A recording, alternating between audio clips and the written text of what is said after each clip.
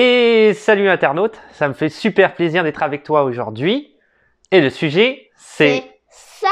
Ta-na-na-na-na-na.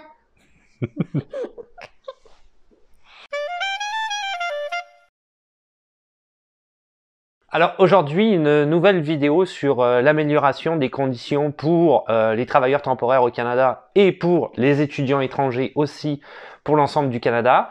En fait, c'est une vidéo qui suit pas mal ce que j'ai déjà posté sur Instagram et sur TikTok, mais à la suite de ces vidéos-là que j'ai postées, j'ai eu plus de renseignements encore qui sont tombés de la part en fait du ministre de l'Immigration, Sean Fraser, qui ces derniers jours a beaucoup contribué, je te dirais, à essayer d'améliorer la condition des gens au Canada, et plus particulièrement des immigrants, donc des étudiants et des travailleurs temporaires, parce que à cause de la pénurie de main-d'œuvre, hein, quelque part, c'est sûr que ça joue beaucoup. Donc, est-ce que ça va être là pour durer dans le temps? On ne sait pas, mais au moins c'est là pour un minimum d'une année pour les étudiants étrangers et a priori à long terme pour les travailleurs temporaires, ce qui est une très bonne nouvelle aussi. On va en parler plus en détail après. Si tu as déjà vu les vidéos que j'ai postées à la fois sur TikTok et sur Instagram, je te conseille de quand même continuer à regarder cette vidéo-là parce qu'il y a des informations complémentaires par rapport à ce que j'avais dit. C'était juste la surface de l'iceberg. Donc, on va voir ça là et j'essaye de donner l'information le plus rapidement possible. Ça veut dire que je tourne la vidéo aujourd'hui et je la monte aujourd'hui et je la diffuse aujourd'hui. C'est un challenge. C'est juste pour essayer tu le sais, hein, ma chaîne YouTube, mes réseaux sociaux sont beaucoup aussi pour diffuser de l'information sur l'immigration.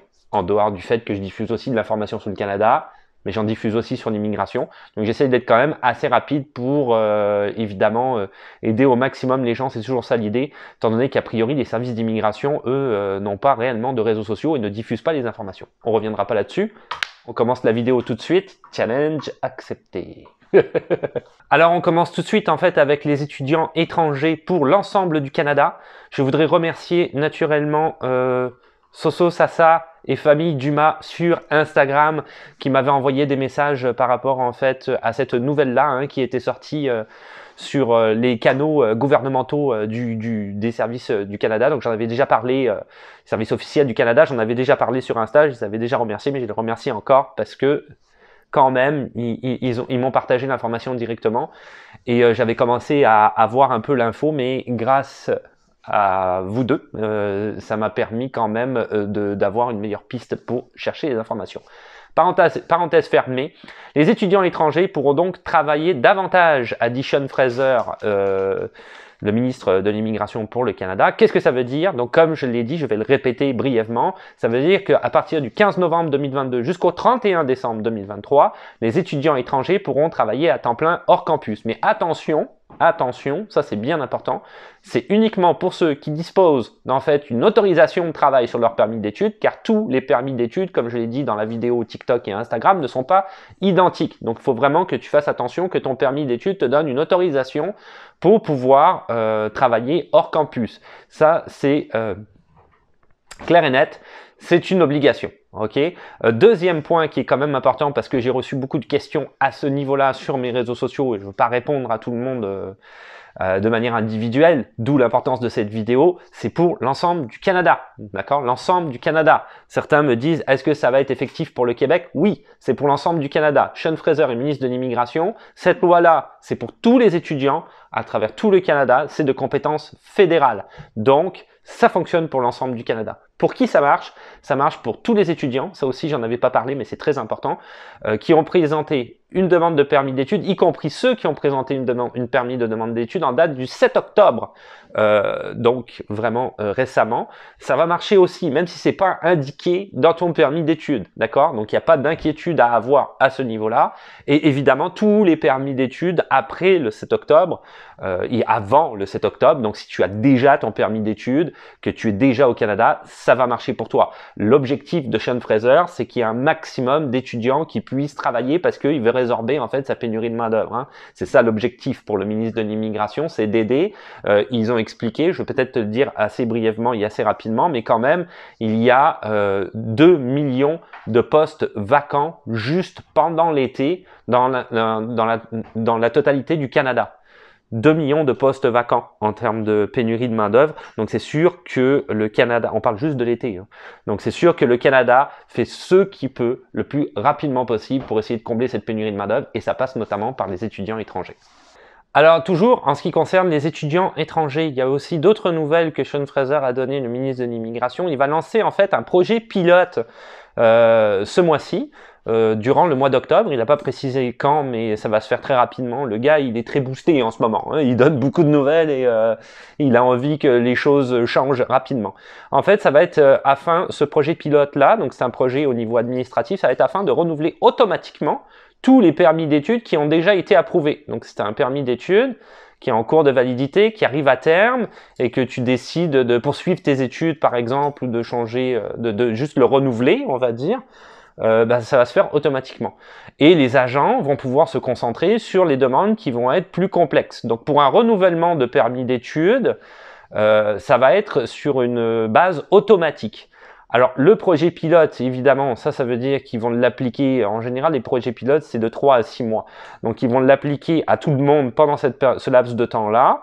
Et ça veut dire qu'après, si ça fonctionne, ça va devenir ce projet-là qui va devenir en fait effectif pour tout le temps. Et si ça fonctionne pas, eh ben, ils vont essayer de le modifier pour que ça fonctionne. Ça veut pas dire qu'ils vont l'annuler. Donc, c'est quand même une bonne nouvelle. C'est-à-dire que bon, si ça marche pas, ils vont regarder ce qui marche pas, puis ils vont essayer d'adapter pour faire en sorte que ça fonctionne OK au niveau des automatismes. Autre nouvelle aussi qui est très intéressante et très importante, qui est en fait effectif depuis cet été, l'été 2022, mais il a décidé d'étendre quand même comme ça sur une longue période. Il n'y a pas donné de date de fin. La possibilité pour les personnes qui ont un permis de travail post-diplôme, si ton permis de travail est expiré ou arrive à expiration, hein, à ce moment-là, eh ben, tu vas avoir la possibilité d'obtenir un permis de travail ouvert supplémentaire de 18 mois. Donc c'est pas négligeable, c'est quand même vraiment une bonne nouvelle. Donc si c'est ton cas et que tu es en permis de travail post-diplôme et qui vient à expiration ou qui est expiré, tu peux demander une rallonge de 18 mois en permis de travail ouvert. C'est pour tous les étudiants encore une fois et ça s'adresse pour le Canada dans son ensemble, donc y compris le Québec. Tu es, cela étant, apte à travailler, il te le donne, ce droit-là, dans l'intervalle de temps. Donc en attendant, si tu veux que tu reçoives ce permis de travail ouvert, cette extension de 18 mois, tu peux continuer à travailler quand même, d'accord? Tu vas être légal. Donc c'est ce qu'on appelait, le statut implicite pendant la Covid-19, si tu te souviens bien. Eh bien, ça fonctionne encore pour le permis de travail post-diplôme, donc très bonne nouvelle aussi. Alors, autre nouvelle, cette fois concernant les travailleurs temporaires pour tout l'ensemble du Canada, encore une fois, je remercie John Diplod sur Insta. J'aurais pas eu la nouvelle si tu ne me l'avais pas communiqué, honnêtement. Se passer un peu à travers les mailles du filet. Je suis toujours constamment sur les services d'immigration, sur leurs canaux officiels pour essayer de regarder qu'est-ce qui se passe, mais là, ça, je l'avais pas vu. Donc, merci beaucoup, John Diplod, de m'avoir donné cette info-là, que j'ai été vérifié. Donc, nouveau règlement, en fait, encore Sean Fraser, toujours ministre de l'Immigration, nouveau règlement canadien pour renforcer les mesures de protection des travailleurs étrangers, ce qui était attendu depuis vraiment longtemps. Donc ça veut dire que ça va minimiser, si tu veux, ta précarité au niveau de l'emploi, notamment en ce qui concerne tes droits en tant qu'employé et les lois auxquelles tu as le droit pour pas que tu sois abusé, notamment par ton employeur, hein, ce qui était le cas jusqu'à maintenant. Donc ça concerne le programme des travailleurs étrangers temporaires ou PTET pour le Canada. Si tu es dedans, il n'y a pas de souci. Et ça concerne aussi le programme de mobilité internationale, PMI, qui comprend notamment, je me souviens, le PVT par exemple, et dedans il y a 3 autres choses dedans, mais je me souviens plus. Les jeunes pros, je pense aussi, est dedans, etc. Donc il y en a plusieurs, c'est à toi de vérifier. Ça comprend aussi ce dont on vient de parler jusqu'à maintenant, c'est-à-dire le PTPD, le permis de travail post-diplôme, ça marche aussi.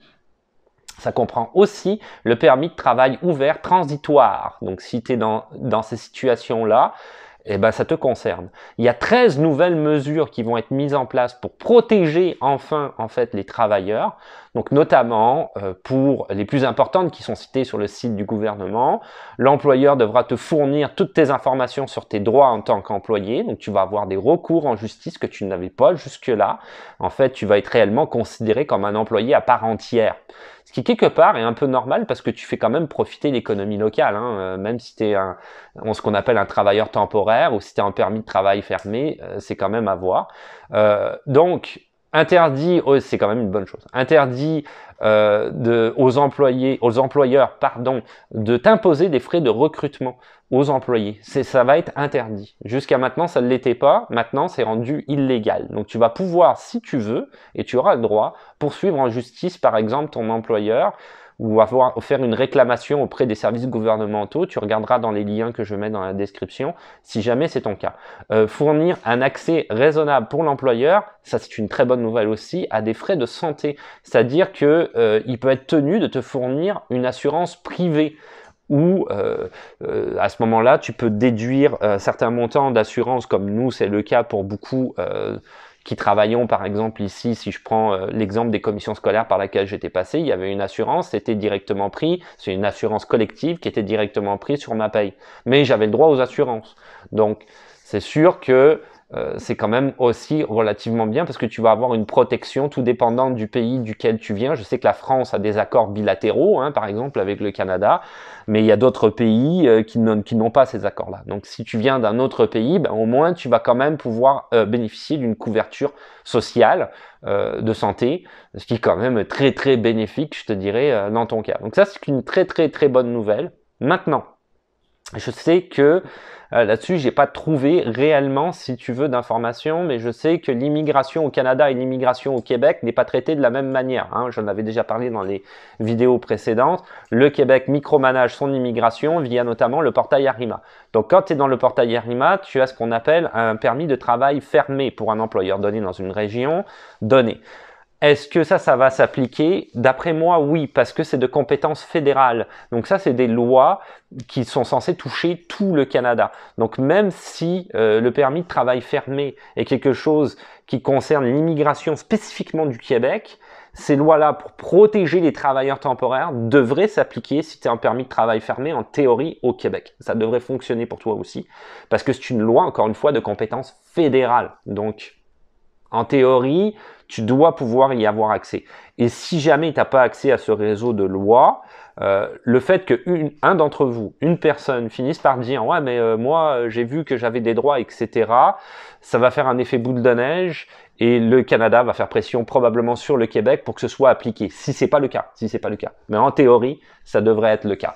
Donc, les travailleurs temporaires, en théorie, devraient être protégés partout à travers le Canada, ce qui est une très bonne nouvelle, parce que ça fait longtemps que je râle là-dessus sur mes réseaux sociaux. Je trouve pas ça vraiment normal, honnêtement.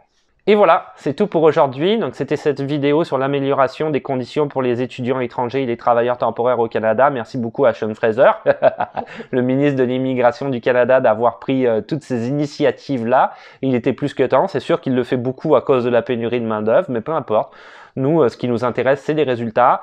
Et les résultats, c'est que ça touche directement et les étudiants et les travailleurs temporaires. Donc, c'est quand même une bonne nouvelle parce que ça va permettre aux gens d'être un peu plus soulagés par rapport à ça, d'avoir moins de stress, de peut-être travailler plus pour les étudiants étrangers, de travailler dans des meilleures conditions pour les travailleurs temporaires. Donc, c'est quand même tout ça, c'est des très bonnes nouvelles. Conclusion, oublie pas de mettre un petit pouce bleu parce que ça fait toujours plaisir de t'abonner parce que c'est plus facile de savoir quand est-ce qu'une nouvelle vidéo va sortir. Toujours les réseaux sociaux, TikTok, Instagram, toujours très actif sur Instagram, compte Twitch, des vidéos YouTube Live, tu le sais, j'ai déjà dit 1000 fois, vont venir bientôt, on cherche un créneau horaire, on va trouver à un moment donné un moyen d'intercaler ça, de YouTube Live. Et qu'est-ce qu'on se dit? À la voyure, ciao, bye.